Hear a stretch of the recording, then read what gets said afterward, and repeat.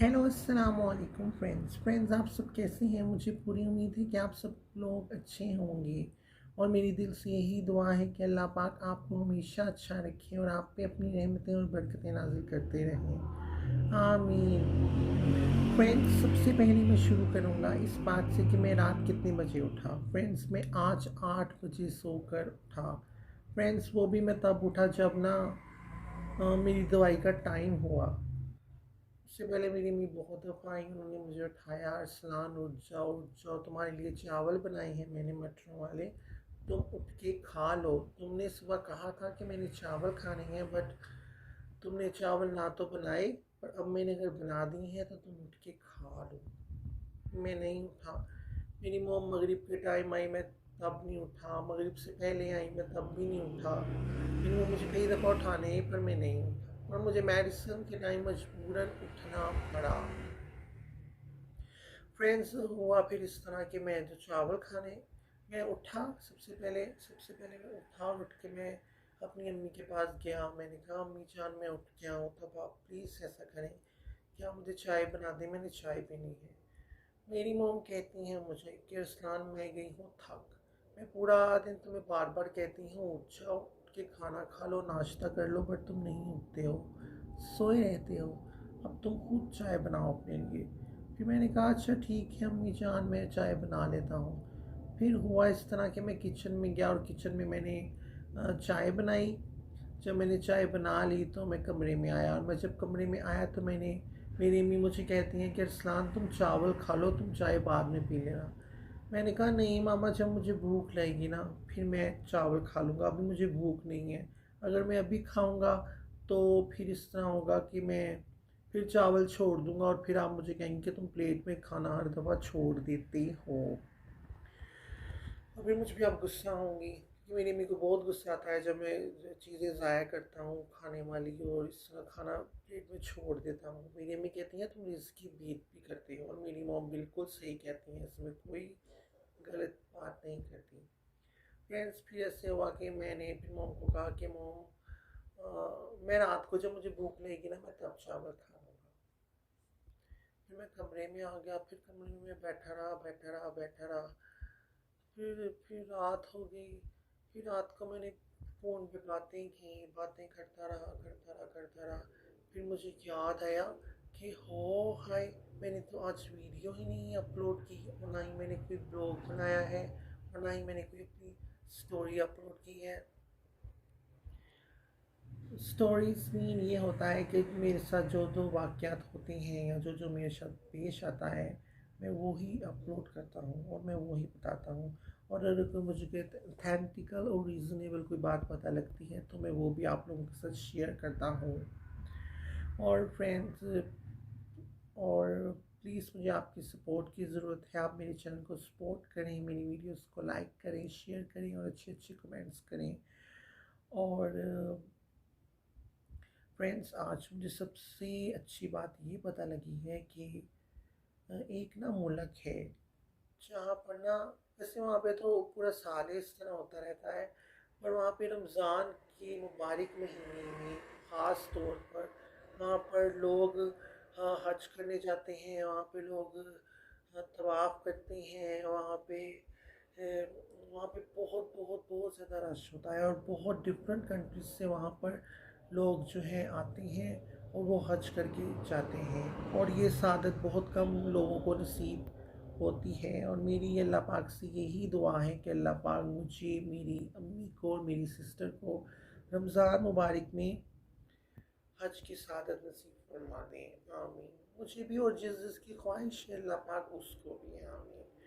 और फ्रेंड्स, लोग बड़े खुश नसीब होते हैं जो वहाँ पे जाते हैं, रमज़ान में दुआएं करते हैं अल्लाह पाक से, तवाफ़ करते हैं।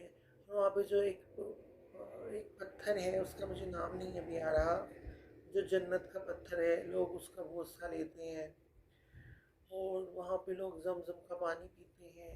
और वहाँ पर इस दफ़ा रमज़ान में सबसे बड़ी बात ये होने लगी है कि वहाँ पे आई थिंक, मेरा ख़्याल है कि 127 ज़ुबानों में 1 लाख या पता नहीं 10 लाख, शायद 10 लाख, मुझे लगता है 10 लाख कुरान पाक जो है वो मुफ्त तकसीम किए जाएंगे।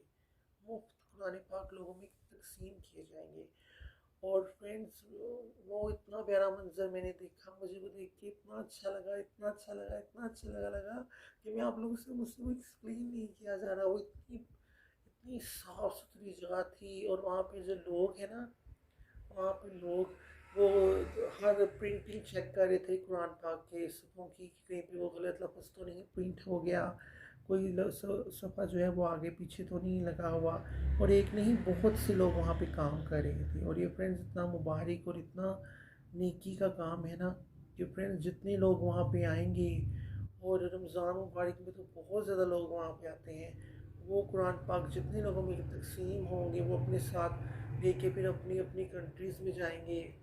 वहाँ पे फिर वो पढ़ेंगे, वो भी पढ़ेंगे, उनके घर वाले भी कई दफ़ा पढ़ेंगे, कभी कोई पढ़ेगा, कभी बेटा पढ़ेगा, कभी बहन पढ़ेगी, कभी अम्मी पढ़ेंगी, कभी अब्बू पढ़ेंगे, कभी चाचू, कभी वो खुद जो लेके जाएंगे वहाँ से खुद।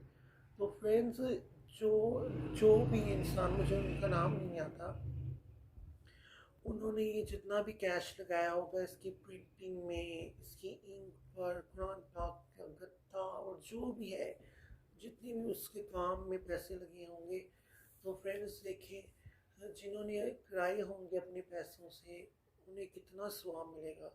फ्रेंड्स वो सारे मुफ्त के ना कुरान पाक लोगों में तकसीम कर देंगे, और वो कुरान पाक जिसके पास जाएगा, जो जो पढ़ेगा, स्वाब और अजर उसको ही मिलता रहेगा, इस दुनिया में भी और आखिरत में भी और कब्र में भी।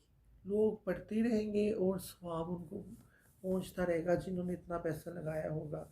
1 लाख के पता नहीं 10 लाख कुरान पाक पता नहीं कितने के बनते होंगे, अल्लाह पाक ही बेहतर जानते हैं, या वो जिन्होंने लगाए होंगे पैसे वो।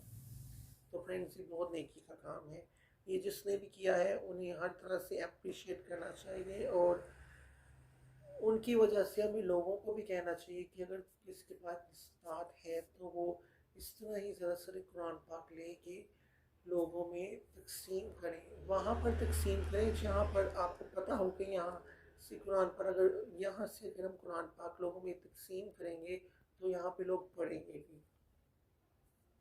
वो बहुत सी जगह हो सकती हैं, फॉर एग्ज़ाम्पल दाता दरबार भी है, एक बहुत से मज़ार होते हैं जहाँ पे लोग जाके इबादतें करते हैं, वो भी हो सकते हैं। या कुछ लोग या अपनी कंट्री से लेके जाएं या फिर वहाँ पे जाके परचेजिंग कर लें, कुरान पाक ख़रीद लें और वो लोगों में तकसीम कर दें। बहुत सी जगहों पे हो सकता है।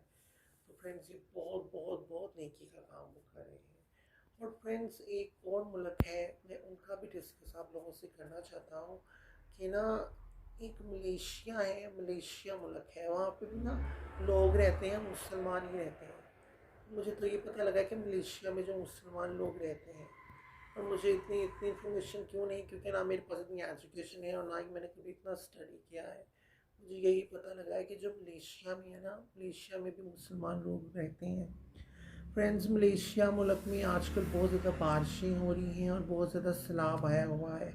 वहाँ पे लोग बेघर हो गए हैं, लोगों के पास खाने को फूड नहीं है, लोग बहुत ज़्यादा मुश्किल में वहाँ पे सरवाइव कर रहे हैं। छोटे छोटे बच्चों के पास एक खाने को नहीं है, दूध पीने को नहीं है, और बहुत बहुत ज़्यादा वो लोग पेन में और तकलीफ़ में सरवाइव कर रहे हैं। तो फ्रेंड्स जो जो मुल्क जिनके पास इस्तात है वो लोग उन उन लोग उन वो लोग मलेशिया के लोगों को सपोर्ट करें, उन लोगों की हेल्प करें, उन लोगों को डोनेशन भेजें, ज़कात भेजें, और उन लोगों को पैसे भेजें, और उन लोगों को खाने को भेजें, बिस्तर एंड एवरीथिंग भेजें, और उनके लिए स्पेशली तौर पे दुआ करें कि अल्लाह पाक वहाँ से की जो आफत वहाँ पे आई हुई है सैलाब की, ये सब दूर हो जाए और उनसे सब दूर हो जाए, अल्लाह पाक उन्हें निजात दे दें, आमीन। सैलाब से और बारिशों से।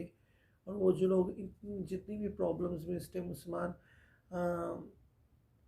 हो इन्वॉल्व हैं, उनकी तमाम मुश्किलात और परेशानियाँ दूर हो जाएं, आमीन। वही नहीं, तमाम इंसान इस दुनिया में जितने भी इंसान हैं ना जो मुश्किलात में है, प्रॉब्लम्स में है, वो सब की अल्लाह पाक जो है ना प्रॉब्लम्स दूर कर दें, आमीन। क्योंकि हमारे नबी पाक जो थे ना वो भी सबके लिए दुआ करते थे, तो हम लोगों को भी चाहिए कि हम भी ना सारों के लिए अच्छी दुआएं करें, सब इंसानों के लिए।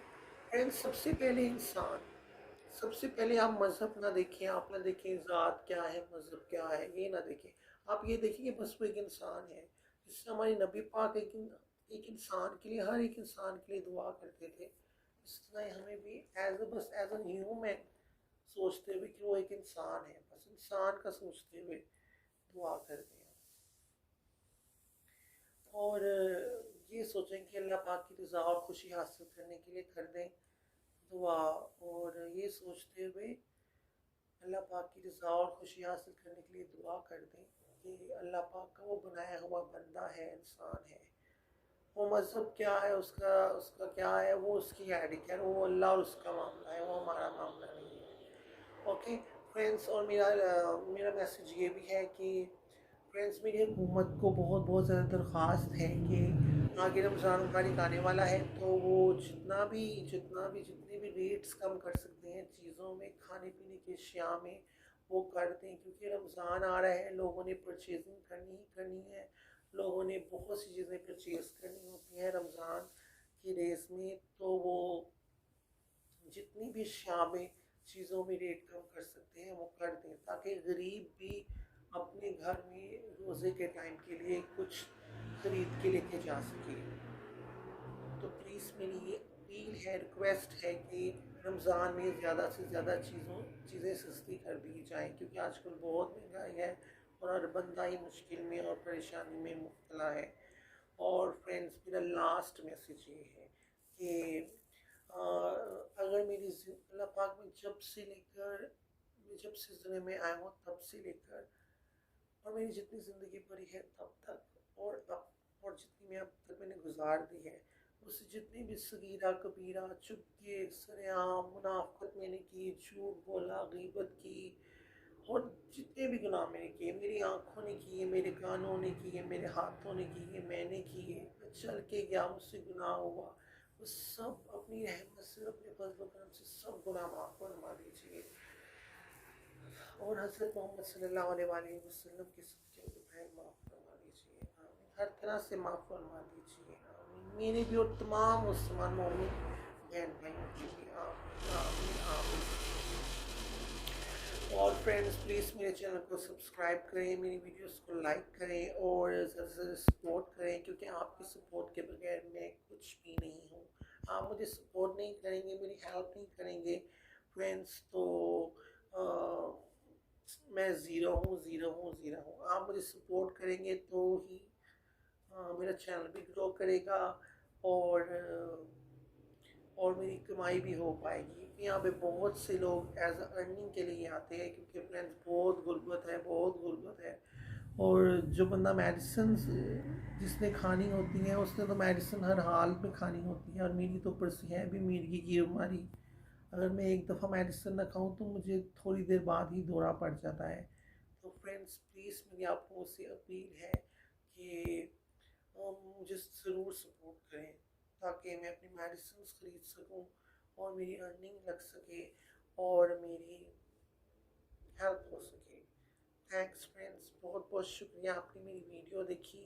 अपनी दुआओं में याद रखिएगा, अच्छी भी और बुरी भी। प्लीज़ अल्लाह पाक, प्लीज़ मुझे अच्छी दुआओं में याद रखिएगा, अच्छी वाली, और अल्लाह पाक आपका भला करे इस दुनिया में भी और आखिरत में भी, आमीन। ओके, खुदा हाफिज़, फिर मिलेंगे कल एक नई वीडियो के साथ। शुक्रिया, बाय बाय।